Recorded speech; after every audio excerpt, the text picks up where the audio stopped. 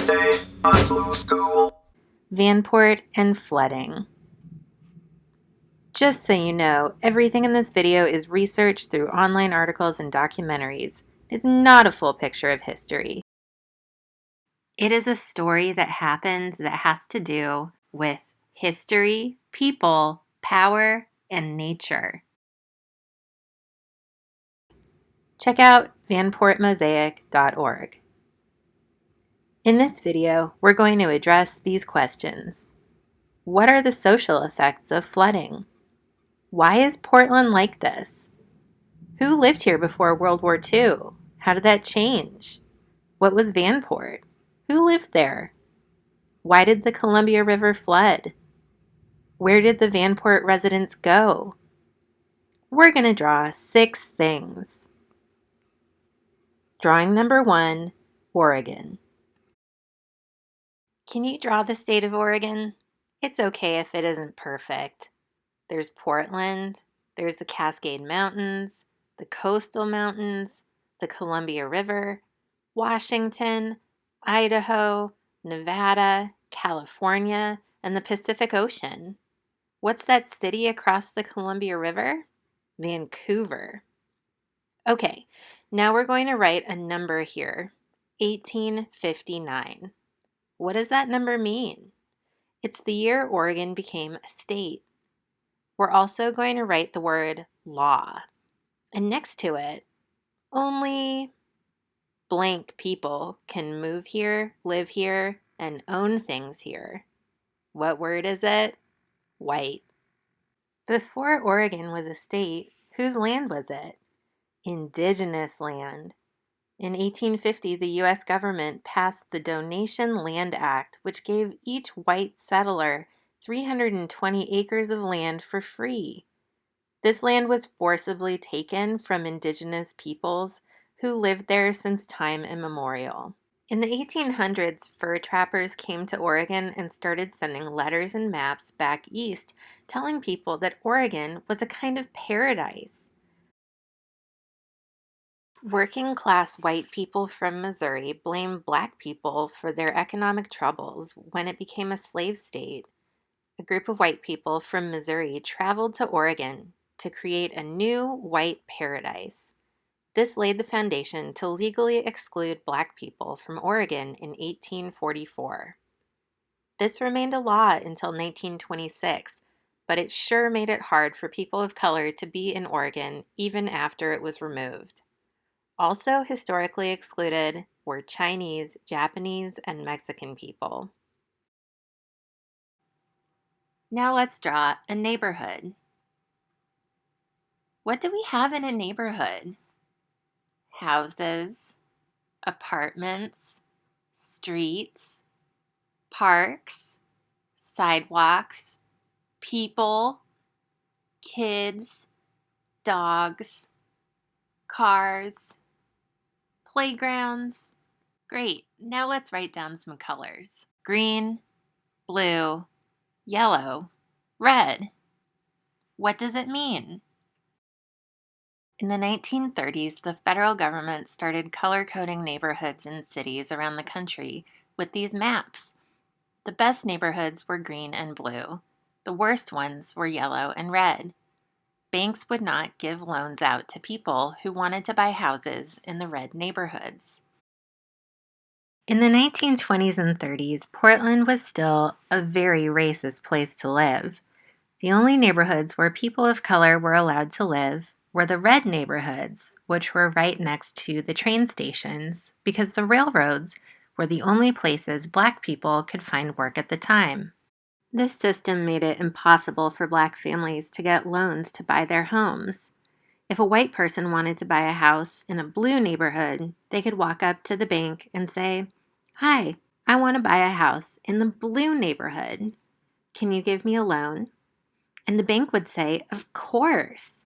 And so that white person could buy that house, pay off the loan, and gain wealth. They could pass that home on to their children and then to their grandchildren. Because banks refused to fund red homes, black people were forced to rent their homes in the red neighborhoods, which made it very hard to pass wealth on to their children and grandchildren. Drawing number 3, a warship. Let's draw a warship. What's on it? Sailors? Some cannons? I don't know. It's floating in the water and it's big. In 1941, the United States entered World War II.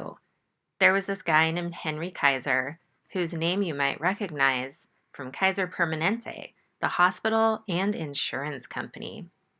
He made a lot of money by building warships for World War II.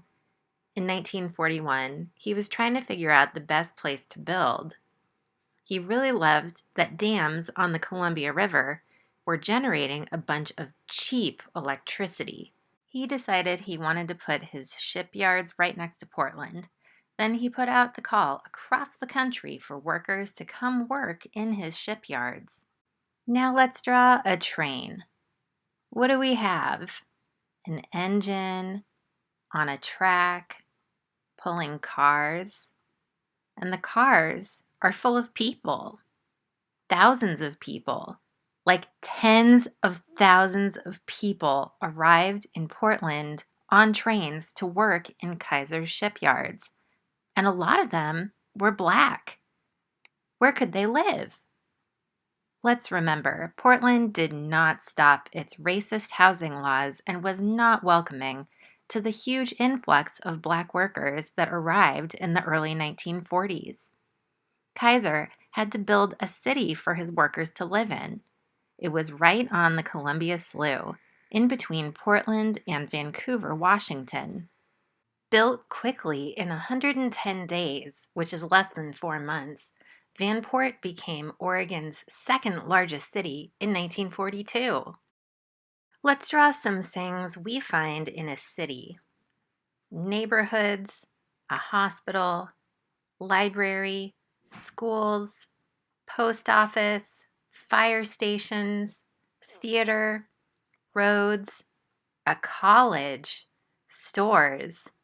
Vanport had it all. It was down by the river, so on 3 sides it was surrounded by levees. On the east side was Denver Avenue. On the west side, there was a railroad track on top of a berm, which is a hill made of dirt to support the track.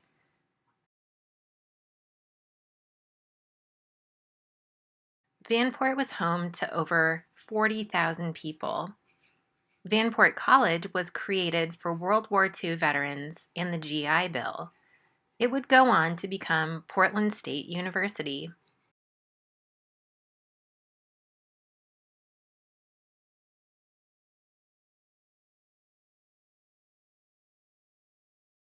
While Portland Public Schools was segregated, Vanport Public Schools were racially integrated.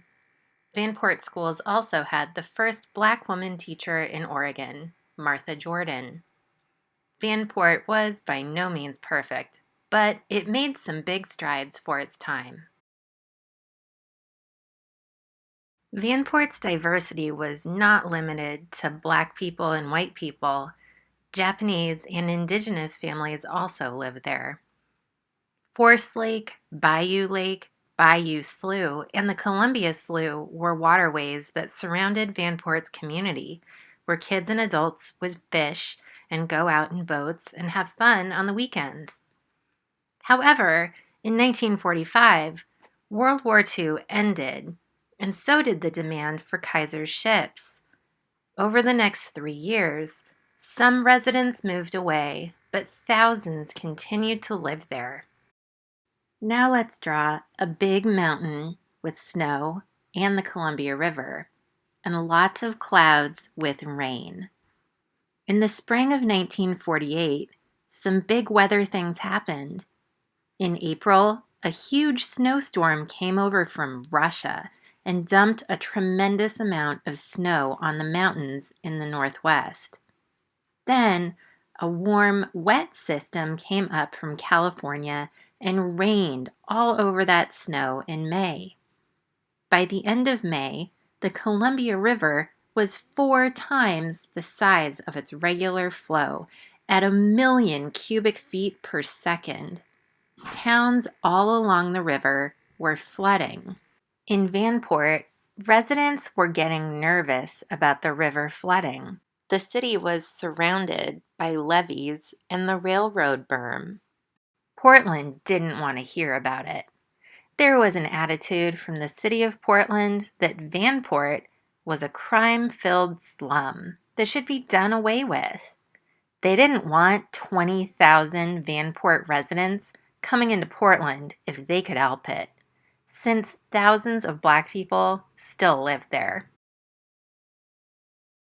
On the morning of May 30th, 1948, Vanport residents got a yellow piece of paper slipped under their doors. It said, "Remember, dikes are safe at present. You will be warned if necessary. You will have time to leave. Don't get excited." If you got a piece of paper like that, what would you do? Some people did leave, but a lot of people stayed. At 4:17 p.m., something happened. That railroad berm, it wasn't made of sand and gravel like levees are today. It was just dirt. And you know what happens when 1,000,000 cubic feet per second of water are washing by dirt? It turns to mud. The Columbia River broke through. A wall of water 15 feet high washed through the city, and by 5 p.m., the city was gone. Over 18,000 people lost their homes, and over 6,000 of them were Black. 15 people were reported dead.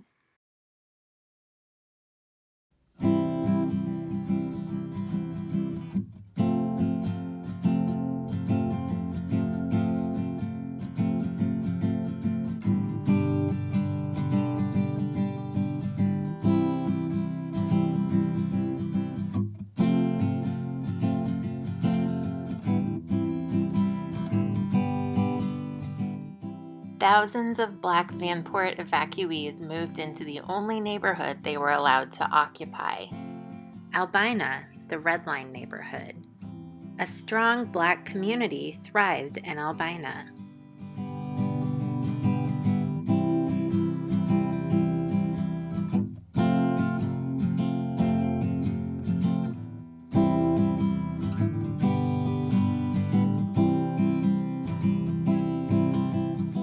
Racist housing and financial systems continued for decades, and the city's divestment from Albina resulted in blight. The Portland Development Commission removed huge pieces of housing in the Black community to construct I-5, the Rose Quarter, and Emmanuel Hospital. Displacement has continued in the 21st century through gentrification. Gentrification is when wealthy people move into a neighborhood and the people who were already living there can't afford it anymore, and so they have to move away. Sometimes Vanport feels like something that happened long ago because when we look at it, we see black and white pictures.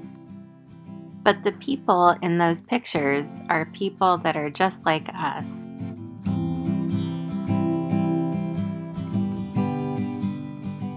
The community around you is full of people connected to the Vanport flood.